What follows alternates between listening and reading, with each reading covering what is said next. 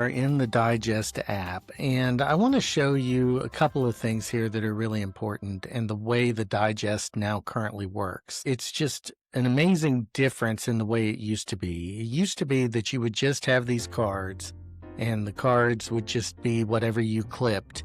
And then when you went into that card, you would have your handwritten text. That's what the Digest was. It was still really cool. It was pretty useful. You didn't really have anything you could do with the Digest after that.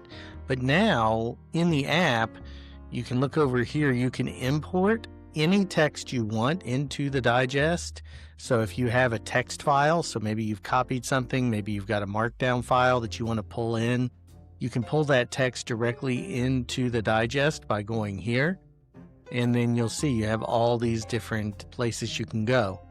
You can create new categories on the fly, which is really cool. So I can create these new categories you see over here. One of the things I've been struggling with the most, quite frankly, is how to think about the categories. And you'll notice I thought about them in a couple of different ways here. One of the things that was an Easter egg in the current iteration of the Digest was this idea of quotes. So you have your screensaver, and then you can enable what's called a quote carousel. And on the carousel, you can basically create a quotes category, and you'll see it even gives it a little quotes icon. And now all of these, I just went to the web, I copied, I pasted, and I added in the quotes. So it's under the quotes category. This is a Bill Gates quote, one of my favorite quotes, by the way, about the multiplier effect of technology. And if you're inefficient, you're going to be even more inefficient if you just apply technology to a broken process versus if you apply technology to a good process, you're going to be much more efficient. So, and here you'll notice I have all of the same functions as I'm going to have on any other annotation, but this text right here is what goes onto that quote carousel on your home screen, and it puts the author name down below and goes ahead and italicizes this. It's just a nice, cool function, and you can move that anywhere on the screen. You can resize it, you can make it full length, you can do a lot of different things with it, and that's pretty cool. But if I ever wanted to go back and annotate these quotes, I could always do that. And what's really nice is now that I'm in here, I could say, this is one of my favorite quotes, and it really is. So now there's my quote, and it now has this annotation that's going to sync across to all of my devices. And if I ever want to pull this quote into a note, I can do that. So it's just a really nice way to be able to update things. On the manual entry, you'll notice another thing that you can do is edit the actual quote, because if it's a manual entry, if you're not pulling it directly from a book, then you get the ability to edit that text, pare it down, change it, make it work differently. If you're pulling a direct quote from a book, they don't want you to be able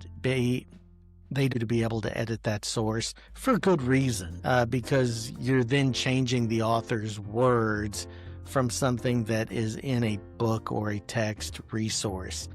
I don't know how they could avoid you doing a copy paste like this, but that's just your own integrity then to not change Bill Gates's words. Now you may add something else in here, but I really think they made a good decision to make manual entries able to be edited and automatic entries from EPUBs and PDFs to be static. Personal preference, but I think that's pretty cool. And then, of course, if I ever wanted to go in on the Supernote and handwrite some things, that would be in here as well. So a pretty cool feature. And as you can see, these are all of the quotes that refresh. Now, that's one way of thinking about things. Quotes. These are quotes. They can be from anywhere. Another way to think about it is, okay, what about leadership? And what about different quotes about leadership? And you'll notice here I have things from a dissertation, from what's called the Leadership Practices Inventory in one of the courses I teach. And also we have things from Your Spectrum of Thought, which J.B. Glossinger had. And you'll notice I accidentally didn't highlight this correctly, so I may go back at one point and change that. But here I can put in J.B. Glossinger, and now he'll get credit for that. Now, one thing at first I thought was kind of difficult or weird was, you'll notice I put Aristotle in. And the interesting part here is they make you do that for each resource. And at first I thought that was a little clunky and a little weird. But then I got to thinking about it from a research standpoint. What if I'm in an edited text? So what if I'm in a large book on leadership, a collection of leadership essays? I may want to draw from the same PDF or EPUB or other type of a book, Amazon Kindle, whatever you have, and be able to pull in those different things from those different articles and change up the author, and maybe even put in multiple authors. What that does is it forces you to think about how often you're doing that. Now, what gets in the way is this is all Aristotle. So every time having to add in Aristotle is a little bit more difficult, because why should I have to enter that maybe 50 times while I'm doing this? I don't know that there's a good solution to that. Maybe they have, an author or multiple authors, but that's for down the line. It's just interesting to me. So that's something that's a little bit different. But back to this idea of ways of thinking. So, for example, I have science fiction classics, I have work, which is one way of thinking about everything I do related to work, and having that all under this one digest. And then when we go to export here in a minute, I'll show you kind of how that looks in the exported form. But so let's say that's one way of thinking about it. Or you could do something like this, which is monthly recaps. And don't worry, I'll blur out some names here when we go to do this video.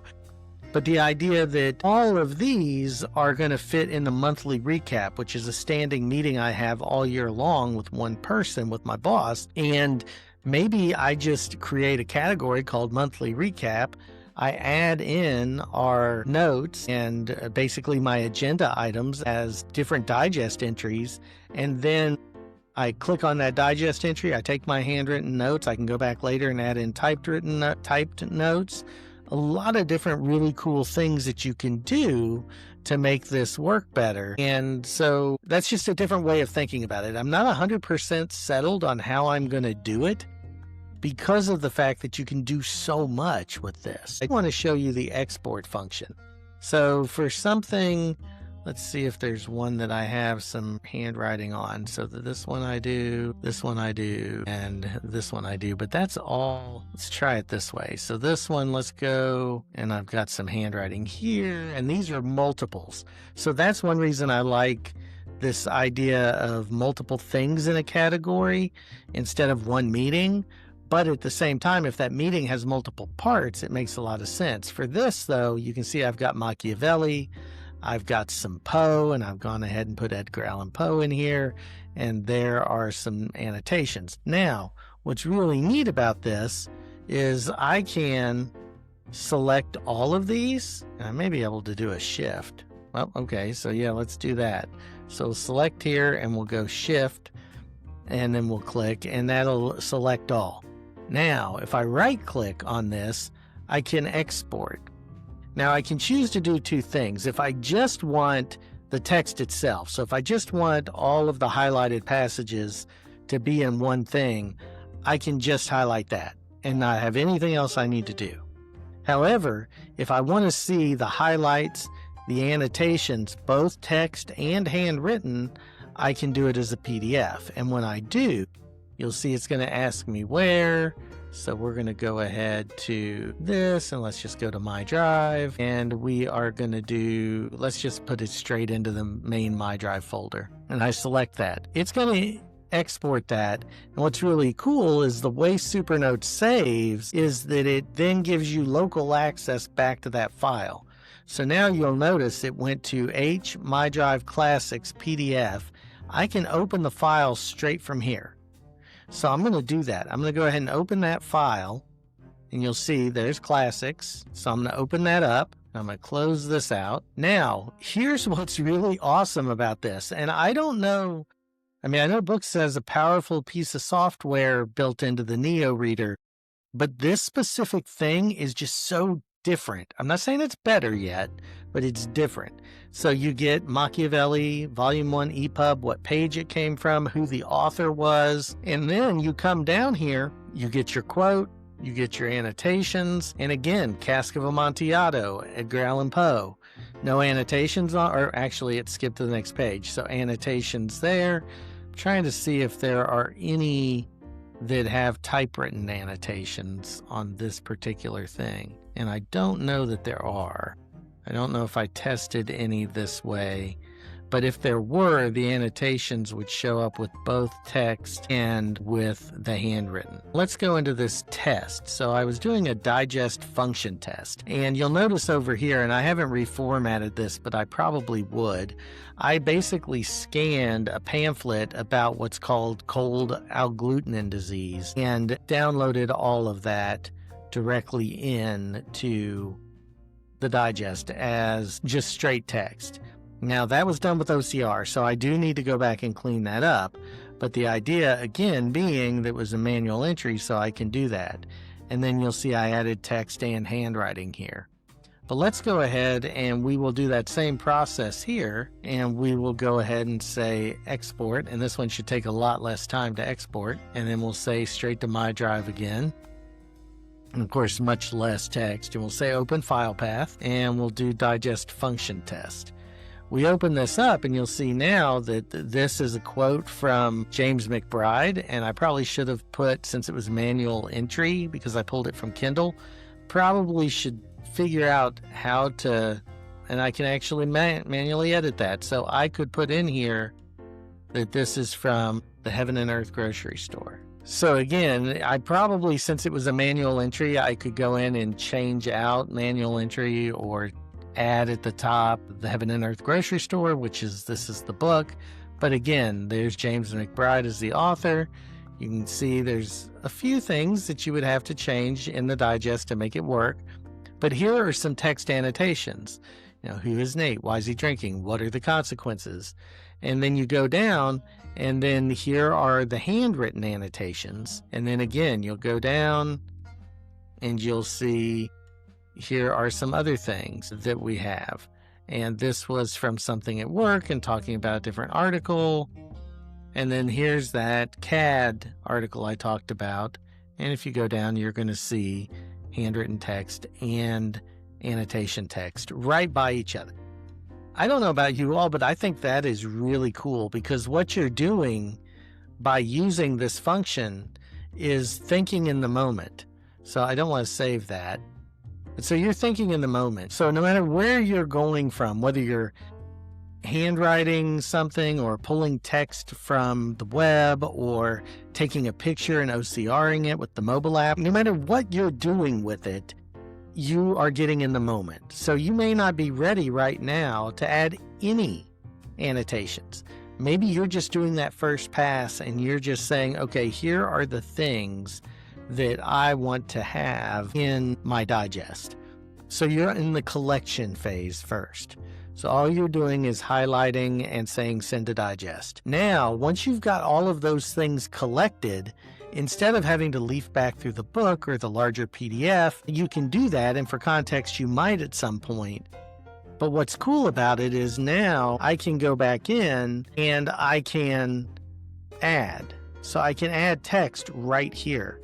On the device, I can go in and I can handwrite more things. And that's just extremely powerful because it all lives with the digest entry. So maybe I create digest in multiple ways. The idea first is that collection container. What am I sending to this particular container? And then I annotate all of that. Okay, here are all of the things that I'm thinking. Now I go in and I start to create a note. And as I'm writing, I can insert those digest entries. And when you insert those digest entries to a note, now what's really awesome about this from within the note is I can drop in those digest entries we talked about earlier. And now I can open that up, see it right here, and then I can go directly. I can change the category. I can see all the handwritten components, and then I can add to it right from here. So if I go to text, I can actually be within my note annotating as I go. Pretty cool. So I can do that. Of course, if I'm on the device, I have to go to a separate screen, but maybe that's where their split screen functionality will come in. But right now, I could actually sit here and take typed notes if I wanted to. So pretty neat when you look at that and how they've enabled that functionality. And then of course, if I had any headings in this note, I could do that. If I keyword, if I star, all of that same functionality then works here. And then I can see my pages as well. So pretty cool. Like I said, I'll blur out some things because I don't want you all to see everything that I'm doing. But it's such a great functionality. Well, anyway, that's it on the web interface of the digest. Just wanted to show you that and kind of show you how that works. It's an amazing functionality.